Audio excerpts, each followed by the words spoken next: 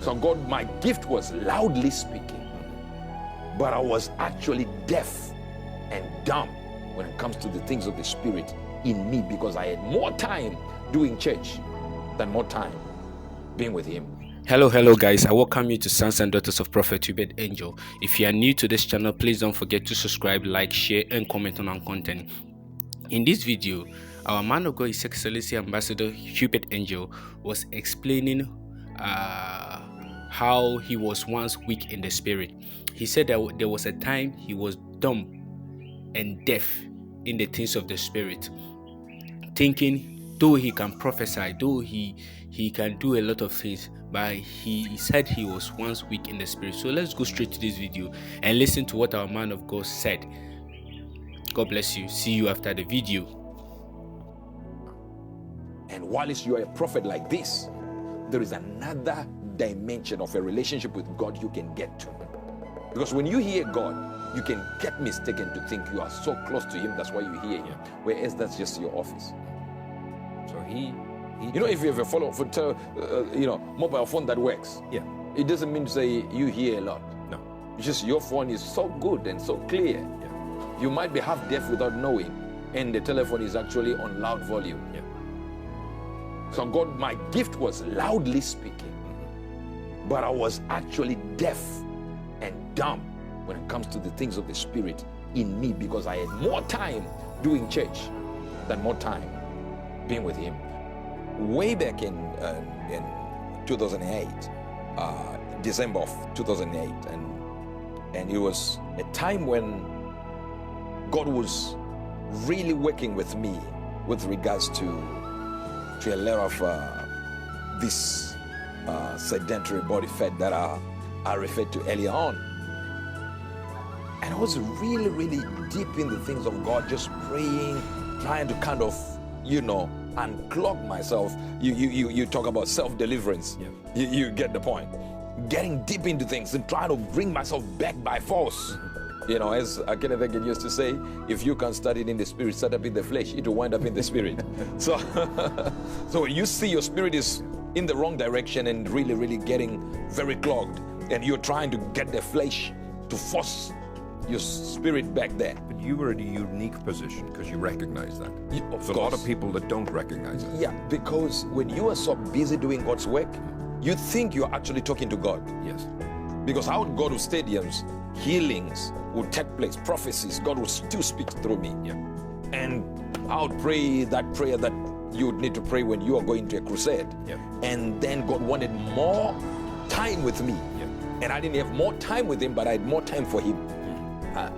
You see, a lot of people just missed what you just I didn't have more time with him. I had more time for Him. Yeah. In other words, I was so busy working in church, having programs, teaching visitors around the world. People would visit around the world, to the extent that even the minister of tourism in the country that I was in at that time said I was one of the biggest tourism earners. You understand, earners when it comes to tourists in the country. Just imagine I had become a tourist attraction. Yeah. You get the point. You had a huge economic impact on Still the nation. have. Yeah. Still have. Yeah. Just now in many nations now, but still have. But nothing changed. Trust me, things have grown astronomical. We are now. Watch this. We are over 150 branches now. Yeah. You understand? Every continent we are there. So you understand? Every Sunday we worship by 14 to 17 million people.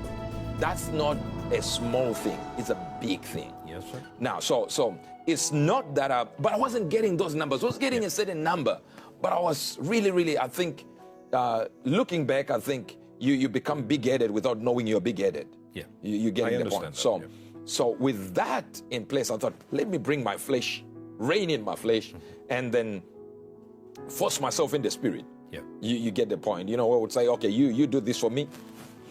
I'm talking to God. So you identified a need within yourself to rein in everything that was going on. Exactly. Get yourself under subjection, get yourself back under God. Yes. And move things forward. Not that I was outside of God. I was just too busy more for God on Him, that I didn't have time with God. So the shift was more a personal relationship with Him. Reducing my fall to with. Yeah. So less of the work, more of the intimacy. Intimacy with him, more time with him. He needed more time with me. And I thought I was actually giving more time by giving more time to his work. Yeah. You know, where everybody who was coming, I would bring them in and what do you want? No, sit here. I'm going to do this. I'm going to prophesy to you, tell you what God is saying. Everyone, people were visiting and I would sit down with them. You're getting the point. It still happens here and there, but now I give more time to God. You see, even when I'm doing a service, I think you have heard when we are live and I would say, I need to go. Yes. We have our time. Like I said before, it is something that I managed to recognize by myself and say, look, I needed a change. Like I told you, I would be in A-listers' houses, you know, shocking them with sharp prophetic acumen, so to speak, that should have been used to edify the church. Yeah. You understand? Yes. Because I was getting ululations and clap of hands, Yeah. and all that, and trust me, Hollywood was brilliant. Yeah. You get how everyone is calling you. This one is saying, this one is saying, this one is saying, and while it's at other times sitting with heads of state, trying to solicit 1 or 2 prophecies for election victory. So you understand. So I was using it for a lot of things. It is still to glorify God, but I called that success. But your prophetic alacrity opened huge doors for you. Exactly, but it wasn't success. I awoke from my stupor, if you might say. I awoke from my stupor and discovered I was self-serving, and incompetent at times, and I needed someone as serious as Pastor Chris, somebody who could get me deeper into the things of God, of the Lord. And Pastor Chris was just there. When I met Pastor Chris, I recalibrated. I was still working for God. I was still hearing from God. Even the prophets I was giving, they were actually given by the Spirit of the Lord. But it was like I was just too successful in the sense of, see, the Bible says, they shall, therefore, if you meditate on this word, you will have good success. Yeah. You understand? So the meeting, good success. The meeting between the two of you was a truly defining moment. It was a defining moment. It was a defining moment. Trust me, I'm no longer what I used to be. Yeah. But at that time, stadiums full, heads of state, appearing on all these other, these platforms. Like I said, 1 minute I have people screaming my name. Another minute I'm in Hollywood with the A-listers and the B-listers and sometimes C-listers. And then the next minute I'm feeding the hungry in Punjab. I'm feeding the hungry in Africa. And then the next minute I'm crying, God, please touch me. Yeah. So you had a...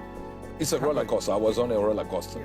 Yeah. And it's something that when you're live, you see, my life was just a roller coaster, And it's like I was crying for something.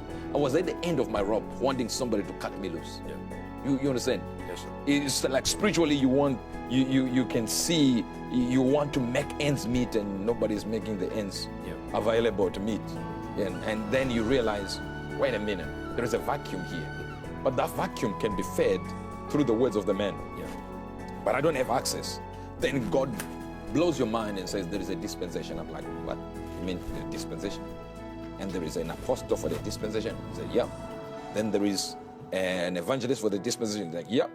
And then there's a prophet for the dispensation? Yes. Teacher, pastor for the dispensation? Yes. And there are then other pastors, very important, but in a dispensation, somebody will lead the dispensation. Singular voices. Thank you for watching this video. Make sure you subscribe, like, share, and comment on our video. God bless you. See you in our next video.